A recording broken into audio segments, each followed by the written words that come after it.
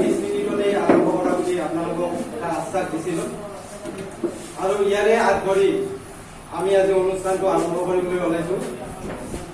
আমি আগিয়া চৰকাৰী নিম্ন বুনিয়াদী বিদ্যালয়ৰ তৰফৰ পৰা আজিৰ এই পবিত্ৰ ক্ষণত মধুময় এটা সময়ত আপোনালোক আটাইকে আমাৰ বিদ্যালয়ৰ তৰফৰ পৰা আমি শুভেচ্ছা আৰু ধন্যবাদ জনাইছোঁ। সকলোকে আজিৰ এই অনুষ্ঠানলৈ সম্বোধন জনাইছোঁ। মোৰ শ্ৰদ্ধাৰ শিক্ষাগুৰুসকল, আগিয়া বয়োজ্যেষ্ঠ ব্যক্তিসকল, এই বিদ্যালয়ত পঢ়ি যোৱা প্ৰাক্তন ছাত্ৰ আৰু ছাত্ৰী, লগতে ইয়াৰে বিদ্যালয় পৰিচালনা সমিতিৰ লগত জড়িত বিষয়ববীয়াসকল আৰু বিদ্যালয়ৰ লগত জড়িত নহ'লে শুভাকাংক্ষী হিচাপে বিদ্যালয়ত সদায় পৰামৰ্শ দি থকা আৰু বিভিন্ন ধৰণৰ সহায় কৰি থকা প্ৰথমতে সম্বোধন জনাইছোঁ। ইয়াৰ মাজমজিয়াত থকা 1879 চনত প্ৰতিষ্ঠা হোৱা এখন বিদ্যালয়। তেতিয়া সেইখিনি সময়ত চাওক, মহাত্মা গান্ধীৰ মাত্ৰ 10 বছৰ হৈছিল।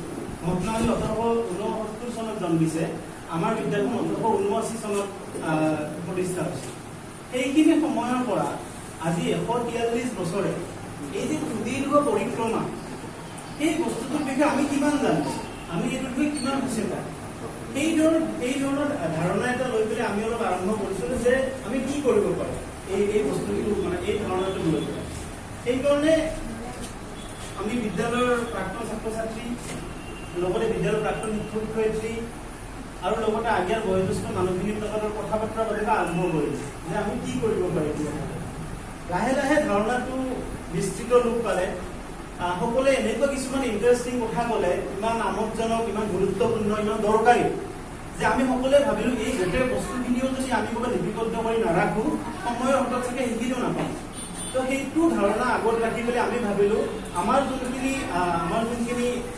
জ্ঞান আমি পালোঁ, মানুহৰ লগত কথা বতৰা পাতি মৌখিকভাৱে যিখিনি জ্ঞান পালোঁ, এই জ্ঞানখিনিক আমি কেনেকৈ লিপিবদ্ধ কৰিব পাৰোঁ, সেই ধাৰণাটোতে আমি এখন স্মৃতি কমিটিৰ পৰাই দিম। কাৰণ তেওঁলোকে ইমান কাম কৰিছে।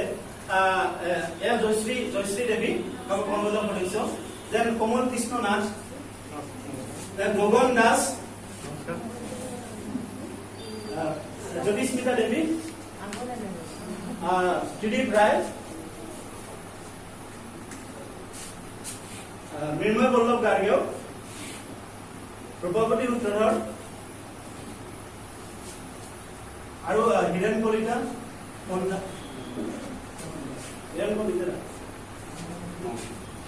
আৰু মই চাগে মহেন্দ্ৰ সূত্ৰধৰক অনুৰোধ কৰিছোঁ।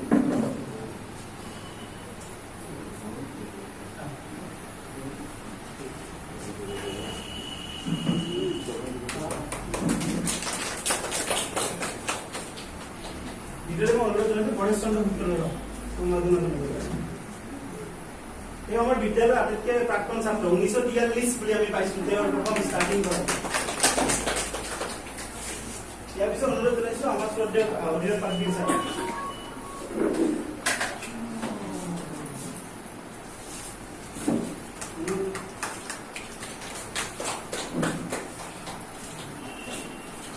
ইয়াৰ পিছত অনুৰোধ জনাইছোঁ আমাৰ পৰিচালনা সমিতিৰ প্ৰাক্তন সদস্য শ্ৰদ্ধা মনমোহন দাস ডাঙৰীয়া।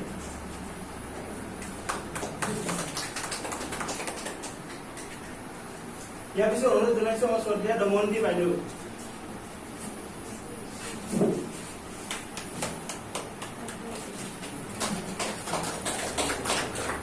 ইয়াৰ পাছত অনুৰোধ জনাইছোঁ শ্ৰদ্ধা গিৰিবালা বাইদেউ।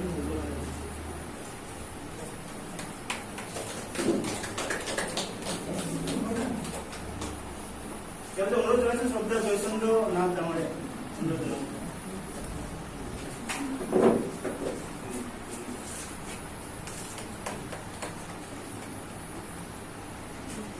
ইয়াৰ পিছত অনুৰোধ জনাইছোঁ হিৰণ প্ৰসাদ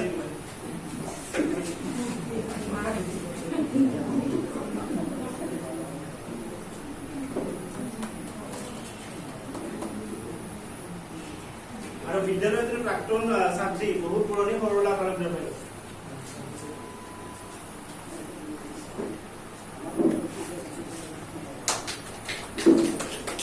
আৰু কৈছে আমাৰ স্মৃতি মনত বহুত লাগি পেলাই বহুত সহায় হৈছে আগত জয়ন্ত বল্লভ শৰ্মা।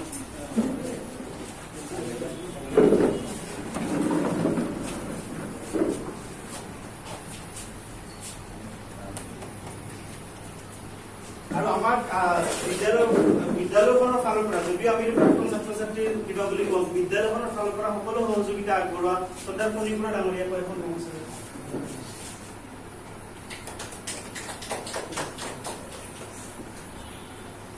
এতিয়া আমি উন্মোচন কৰাৰ পিনে আগবাঢ়িছো। মই অনুৰোধ কৰিম ছাৰ আপোনালোকে ইয়াতে আহে।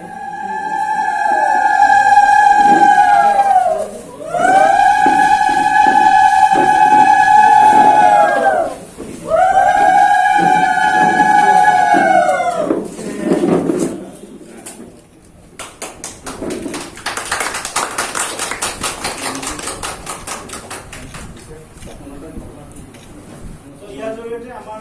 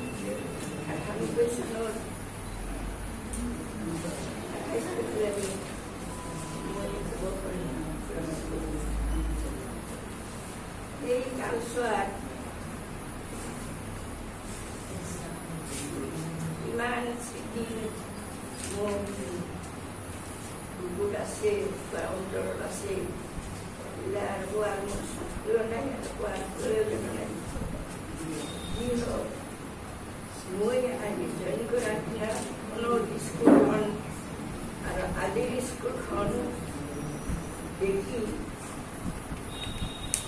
মানে কল্পনাই কৰিব নোৱাৰো যে সেইখন স্কুলে আজি এইখন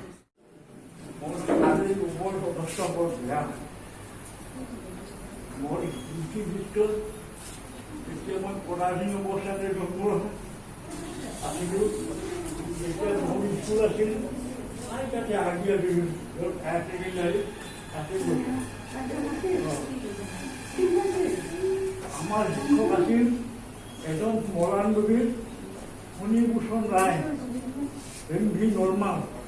তেওঁ ক্লাছ চাইকেল মাৰি আহি ইয়াতে আজি যিকোনো সহজ কোনো নাই, সহজে এডজাষ্ট কৰা নাই আৰু কোনটোতে ৰাজকে বলি আজি যিটো অনুষ্ঠান ইয়াত আয়োজন হৈছে, ইয়াৰ মূল উদ্যোক্তা আমাৰ ইয়াৰে ফণীভূষণ নাথ আৰু এই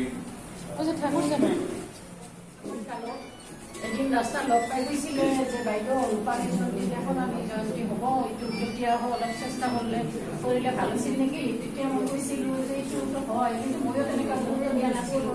সি মানে ইমান কি ল'ৰা মানে সি পাহৰা নাছিল। সি বাহিৰত চাকৰি কৰি আহিও সি মানে এই কথাটো লৈ মতাত গৈছিল, মনত শুনিছিলে বাইদেউ কেনেকৈ কৰা যায়। যিখিনি বাৰু তাক উৎসাহ জনাইছিলোঁ আৰু ৰাইজ লগতে মই আৰু গোটেই ৰাইজে এই কামত ইয়াত পঢ়া কৰিছে।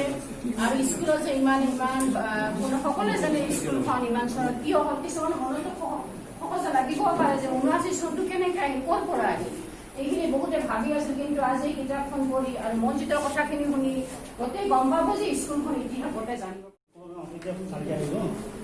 মই স্কুলত এই স্কুলখনত জড়িত 1950 চনত জড়িত, কমিটিতে হওক যিয়ে হওক এনেকৈ মই জড়িত স্কুল। আৰু ইয়াকে কৈ মই কবিতা এই শুভ মুহূৰ্তত কিমান আনন্দ লাগিছে, তাক ভাষাৰে প্ৰকাশ কৰিব নোৱাৰোঁ। কিমান প্ৰচেষ্টাৰ ফলত মঞ্জিত নাথ আৰু তেওঁৰ লগৰ ল'ৰাকেইটাই আমাৰ এই স্কুলখনৰ ইতিবৃত্ত বিচাৰি খচাৰি উলিয়াই ইমান ধুনীয়াকৈ স্মৃতি গ্ৰন্থ উলিয়াইছে। এইটোৰ নিচিনা মহৎ কাম আমি জীয়াই থকাতে গম পালোঁ। সেইকাৰণে